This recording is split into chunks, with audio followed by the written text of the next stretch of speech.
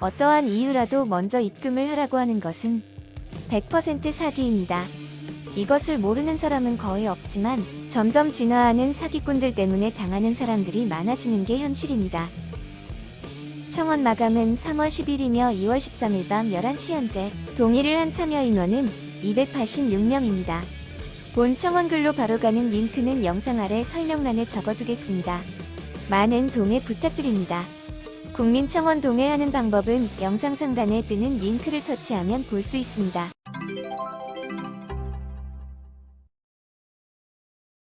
재테크에 관심이 많은 전업주부가 웹서핑 중에 대리베팅 사이트를 보게 됩니다.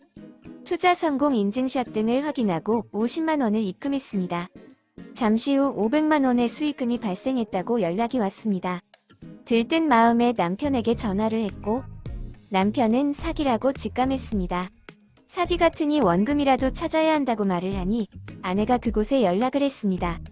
이런 곳은 거의 해외이기 때문에 카톡으로 대화를 합니다. 원금만이라도 돌려받고 싶다고 카톡을 보내니 사이트 담당자는 원금을 보내주는데 분할하여 보내야 된다며 여러 개의 계좌를 요구합니다. 그래서 사용 중인 3개의 계좌를 보냈고 사이트 담당자는 입금했으니 특정 어플을 다운받아 설치해서 확인하라고 했습니다. 어플을 다운받고 확인했는데 입금은 되지 않았습니다. 여기까지는 SNS 등에서 많이 사용하는 사기 수법입니다. 지금부터는 진화된 사기 수법입니다.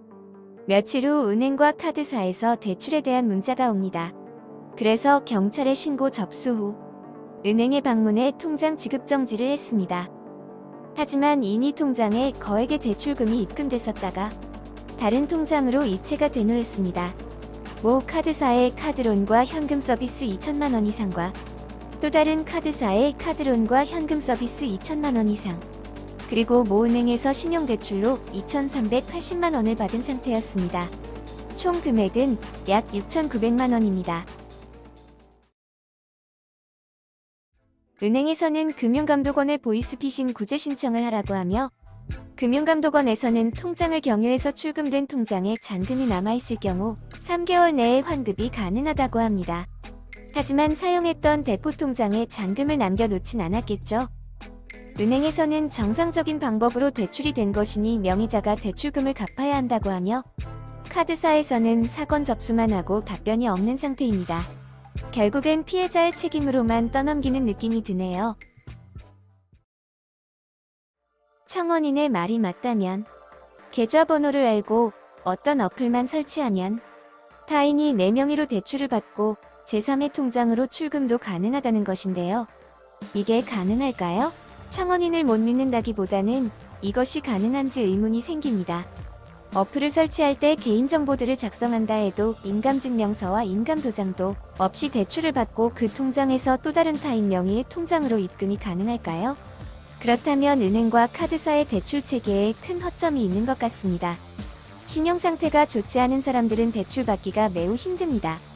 아니, 불가능합니다.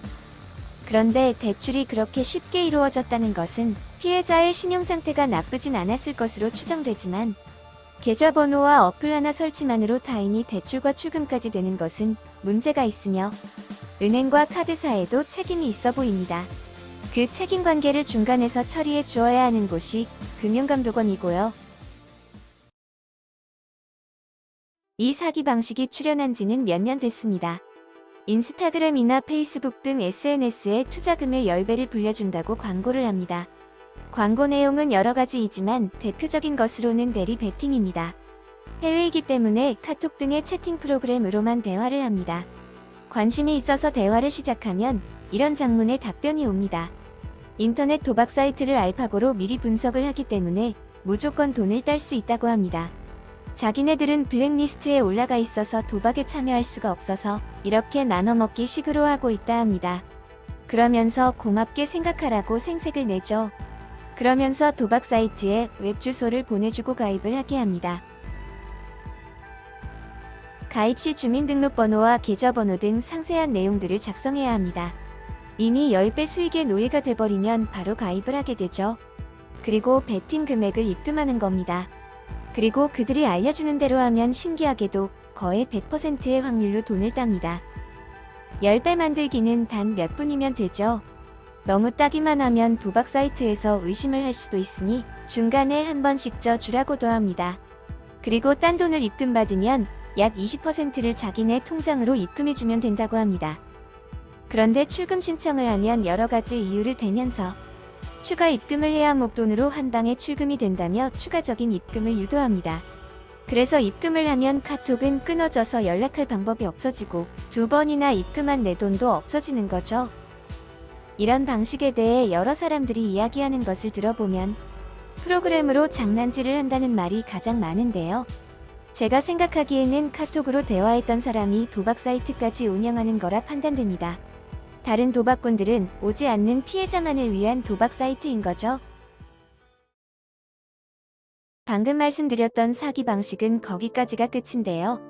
본 청원글의 피해자는 추가적으로 본인의 명의로 대출받아서 출금까지 간 겁니다. 그런데 도박 사이트에는 연계를 안 시킨 것을 보면 처음부터 대출을 받기 위한 목적일 수도 있겠네요. 무섭네요.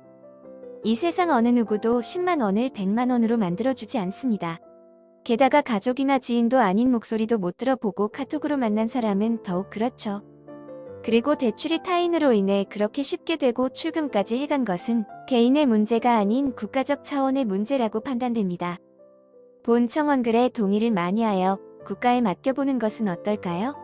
일단 20만 명의 동의가 필요합니다. 누군가 해주지 않습니다. 변호사도 해결 못합니다. 피의자가 있어야 해결을 하죠. 우리가 해야 합니다. 가장 쉽게 할 수 있는 국민청원 동의뿐이죠. 마지막으로 사기 방식의 과정이 틀렸다는 등의 태클성 댓글은 너의 마음속에만 쓰세요. 걔 무시하겠습니다. 지금까지 말좀이 말 좀 해봤습니다. 끝까지 시청해주신 여러분은 특히 더 울트라 슈퍼짱 많이 복 받으세요. 대단히 감사합니다.